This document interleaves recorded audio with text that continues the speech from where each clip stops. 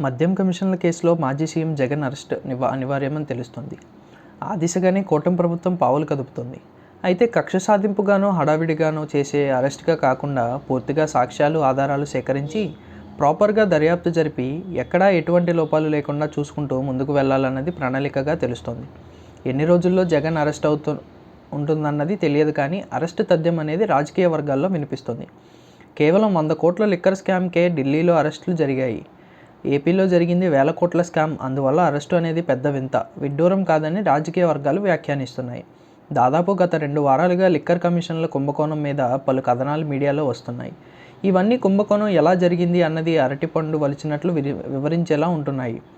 అలాగే డబ్బు ఎలా చేతులు మారింది, బంగారం రూపంలోకి ఎలా మారింది, ఎక్కడ బంగారం ఎంత కొన్నారు, ఇలా ప్రతి ఒక్కటి ఈ కథనాల్లో వివరిస్తూ వస్తున్నారు.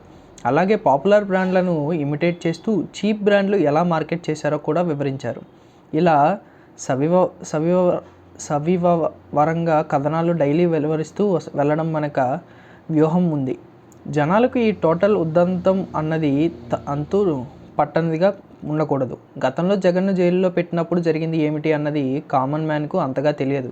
కానీ ఇప్పుడు అలా కాదు. లిక్కర్ కుంభకోణం ఎలా జరిగింది అన్నది ఇప్పటికే జనాల్లోకి ఓ క్లారిటీ వచ్చింది. ఈ కథనాలు వారికి మరింత సమాచారం డైలీ అందిస్తున్నాయి.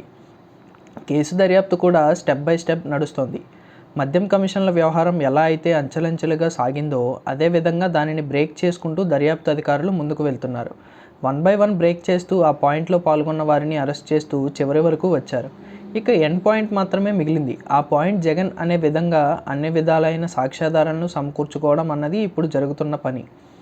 వన్స్ ఇది ఫైనల్కు జరిగితే జగన్ అరెస్టు అనివార్యం. ఇది ఎంతో దూరంలో లేదు అన్నది రాజకీయ వర్గాల్లో వినిపిస్తున్న మాట. మరోవైపు రాష్ట్రంలో ప్రజాస్వామ్యం కానీ జరుగుతోంది. స్థానిక సంస్థల ఉప ఎన్నికల్లో మెజారిటీ లేకపోయినా కూటమి నేతలు బరితెగించి అనైతిక రాజకీయాలకు పాల్పడుతున్నారని వైఎస్ఆర్సీపీ అధ్యక్షుడు మాజీ సీఎం వైఎస్ జగన్మోహన్ రెడ్డి ఆగ్రహం వ్యక్తం చేశారు. కూటమి ప్రభుత్వం అరాచకాలను ధీటుగా ఎదుర్కొంటున్నామన్నారు. తాడేపల్లిలోని వైఎస్ఆర్సీపీ కేంద్ర కార్యాలయం బుధవారం వైఎస్ జగన్ ఎన్టీఆర్ జిల్లా తిరువూరు నగర పంచాయతీ వైఎస్ఆర్సీపీ కౌన్సిలర్లు కలిశారు. చైర్పర్సన్ ఎన్నిక సందర్భంగా తమపై టీడీపీ నాయకులు చేసిన దాడుల గురించి వివరించారు. పోలీసులు, కూటమి నేతలు, టీడీపీ ఎమ్మెల్యే కొలికిపూడి శ్రీనివాస్ రాజ్యాంగ విరుద్ధంగా వ్యవహరించిన తీరును వైఎస్ జగన్ దృష్టికి తీసుకువచ్చారు. ఈ సందర్భంగా వైఎస్ జగన్ మాట్లాడుతూ కూటమి ప్రభుత్వ అరాచకాలు దాష్టికాలను ధీటుగా ఎదుర్కొంటామని, చట్టపరంగా న్యాయపరంగా పార్టీ అండగా ఉంటుందని భరోసా ఇచ్చారు. అనేక ఇబ్బందులు పెట్టినా ధైర్యంగా నిలబడ్డారంటూ కౌన్సిలర్లను అభినందించారు.